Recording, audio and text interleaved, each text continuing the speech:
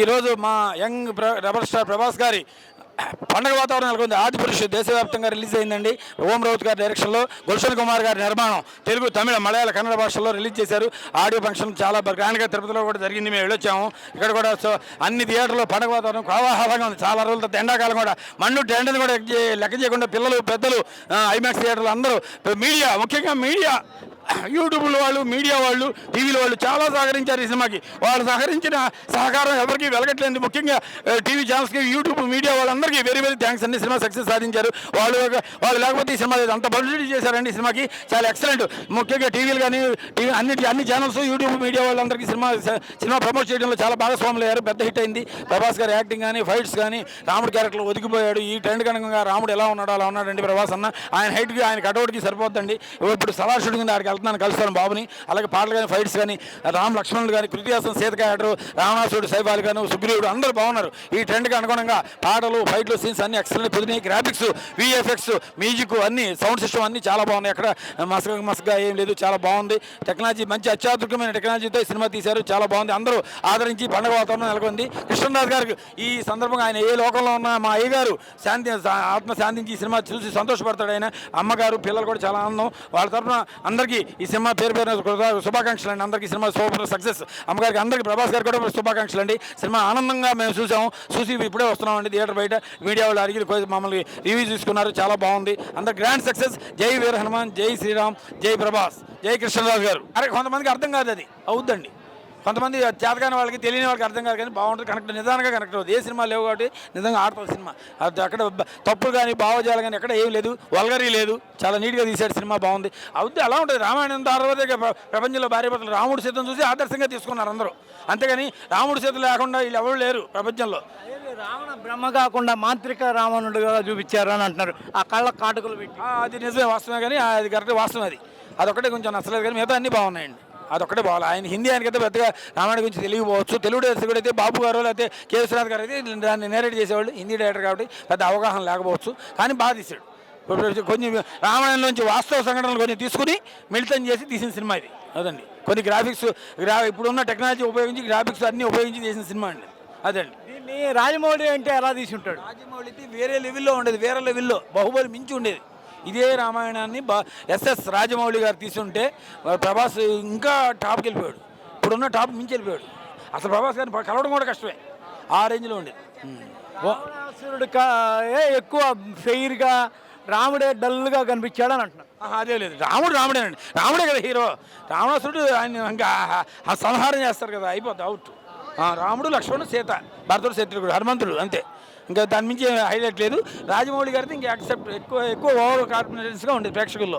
మా విఎఫ్ఎక్స్ అని అద్భుతంగా ఉండేది. అవార్డే వచ్చేది ఏకంగా. అది అసలు హనుమంతుడే కనిపించకుండా మాయం చేశారు, హనుమంతుడి ప్రభావమే లేదు అని బాధపడుతున్నారు దక్షిణాది వాళ్ళు. చిచ్చి పెడితే అలాంటి అన్ని అబద్ధాలే ఉంది. హనుమంతుడు లేకుండా రామాయణం ఎక్కడదండి. చిచ్చి అక్కడ కనిపించి అట్లా అంటున్నారు, కానీ ఒకటి అది డిమ్గా ఉన్నాడు, కొంచెం లావుగా ఉన్నాడు, అట్లాంటిది ఏం లేదు, బాగున్నాడు. మొత్తం నైట్ ఎఫెక్ట్లో తీయడం వల్ల అలా ఉందండి సినిమా. అర్థం కావట్లేదు ఎవరికి, అందుకని. అది లంకా దహనం అంటే నిజంగా మీరు అన్నట్టుగా ఫైరింగ్లోకి తీసినట్టు ఉంటుంది, అలా లేదు. లేదని చీకటిగా ఉంది. బంగారు లంగా ఉంటుంది, అలా లేదు. చీకట్లో తీసినట్టుగానే ఉంది.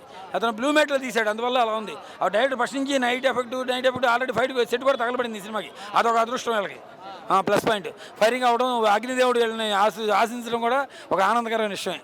అదండి, బాగుందండి సినిమా. అందరికీ ప్రేక్షకులు నచ్చుతుందండి. కృష్ణరాజు గారి అభిమానులకి, మా ఆల్ ఇండియా ఫ్యాన్స్ అధ్యక్షుడు శాస్త్రి గారు కూడా ఈ సినిమాకి అందరికీ సహకరించారండి. చాలా థ్యాంక్స్, వెరీ వెరీ శుభాకాంక్షలు. శ్యామలాంబ గారికి, పిల్లలకి, కృష్ణరాజు గారి పాపలకి, అందరికీ, సందీప్ గారికి. మాది వచ్చి సొంతూరు రాజమండ్రి, మాది అక్కడేనండి, మొగల్తూరేనండి. అందుకే మేము చెప్పాలి. నన్ను ఒక సభ్యుడిగా చూస్తారండి. అంత మంచి కుటుంబం. నేను వాళ్ళ ఇంట్లో పని చేశాను, వాళ్ళు ఆర్టిస్ట్గా సినిమా చేస్తాను. వాళ్ళు ఏ సినిమా మనకి హెల్ప్, ఇంట్లో పేరు పెట్టి కాకేసేది వాళ్ళు ఉన్న కుటుంబం వాళ్ళే. హైదరాబాద్. నా పేరు రామకృష్ణ అండి. వాళ్ళ ఇంట్లో పిల్లలు కృష్ణరాజు గారు కానీ, ప్రభాస్ గారు కానీ. ప్రభాస్ అయితే సైకిల్ డార్లింగ్ అంటారు, నాకు సైకిల్ కొనిచ్చాడు. ప్రభాస్ గారు సైకిల్ కొనిచ్చాడు నాకు. అదే హైలైట్ అయిపోయింది నాకు. యోగి సినిమాకి నన్ను గుర్తించి ఒక హీరో సైకిల్ ఇచ్చాడు నాకు. నెక్స్ట్ బండి కొనిస్తాడని ఆశిస్తున్నా. ఈ సినిమాకి కానీ సలార్ గారు నాకు బండి కొనిస్తాడు. ప్రభాస్కి చేరుకోవాలి ఈ డైలాగ్. ప్రభాస్కి చేరవాలి. నేనే డైరెక్ట్ అడుగుతాను, ప్రభాస్ గారు బండి కొనిస్తాడు నాకు. ఎప్పుడైనా టైం అడిగినా, నేను ఎప్పుడైనా కారు దిగినప్పుడే నమస్కారం పెడితే పలకరించే వ్యక్తి హీరో ప్రభాస్. ఆ బాడీ గార్డులు తోసేయడాలు అలాంటి బిల్డప్లు లేవు ఆయన దగ్గర. ఒక పండుగ వాతావరణం ఉంటుంది. ఆయన క్యారవాన్ దగ్గరికి కారు దిగి క్యారవాన్ దగ్గరికి వెళ్ళేప్పుడు పండుగ వాతావరణం, అందరూ సంతోషంగా ఉంటారు, అందరినీ నవ్విస్తాడు. సీరియస్ బాబు వస్తున్నాడు హడావుడు ఏమి ఉండదు, చాలా బాగుంటుంది. అది ప్రభాస్ మెయిన్. ఆయన యొక్క అది మెయిన్ మైనస్. అందరికి ఫుడ్ తినకుండా విందు భోజనం పెట్టిస్తాడు అందరికి. మమ్మల్ని ఎవరు ప్రభాస్ యొక్క అభిమాని, ఆయన దగ్గర పనిచేశాను అంటున్నారు కదా రామకృష్ణ గారు. ప్రభాస్ పెళ్ళి ఎప్పుడు అవుద్ది? ప్రభాస్ ఈ సంవత్సరం పెళ్లి చేసుకున్నారండి తిరుపతిలో. చెప్తాం, ఆయనే చెప్తారు, ఆయనే చెప్తారు. ప్రపంచాన్ని అందరికీ షాక్ అయ్యే విధంగా మా గురుగారే చెప్తారండి. మా గురుగారు మంచి అమ్మాయిని చూసి పెళ్లి చేస్తారు. కృష్ణరాజు గారు పుడతారు ఆయన కడుపున. అది కావాలి మాకు కావాల్సింది. మా పెద్ద ఆయన కృష్ణరాజు గారు పుడతారు. కృష్ణరాజు గారు ప్రభాస్ గారు కడుపున. అమ్మగారు పిల్లలు మేమంతా వాళ్ళ ప్రభాస్ వాళ్ళ అమ్మగారు అందరూ ప్రభాస్ గారు అందరూ సంతోషపడతాం. మేము ఆయన కోసం ఎదురు చూస్తున్నాం. యంగ్ రెబల్ స్టార్ ప్రభాస్ గారి కడుపున కృష్ణరాజు గారు పుడతారు. అది ఒక దైవ నిర్ణయం.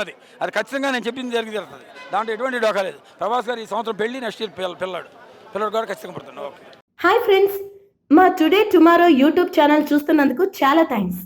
మరిన్ని లేటెస్ట్ వీడియోస్ కోసం వెంటనే సబ్స్క్రైబ్ చేయండి. అలాగే ఈ బెల్ ని కూడా రింగ్ చేసేయండి.